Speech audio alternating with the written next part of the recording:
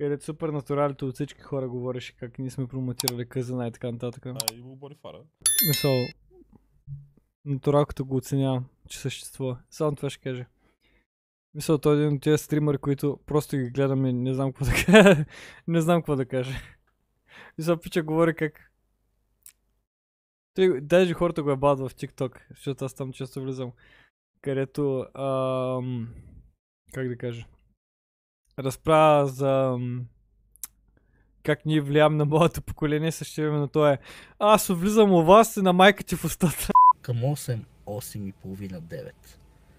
Нахлувам у вас и като нинджа. Един десен на баща ти и му избивам няколко зъба, той е целият в кръв в хола. Майка ти ме движда, сваля каквото носи и почвам да си я чукам. Аз лекичко. Оня почва там да реве, ти влизаш в другата стайчка и ти давам акаунта на Майнкрафт. Взимам едно тикс от 1,20 от най-близката книжарница и те връзвам. И си чукам, мама, после тя ще се разведе, защото тя ще види мъж, разбираш ли?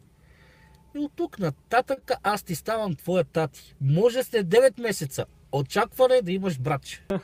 Натуралката... интересни неща съм чул от него. Раждам се, аз, натуралката бац. Раждам се, аз, братле, в медицинското отделение на Трета градска болница викат ми Тодор Живков, защото се ражда нещо, което сега ще ви го и покажа. Става чудо. Става едно страхотно чудо, бате. Бебе се ражда с 21 сантиметров пенис.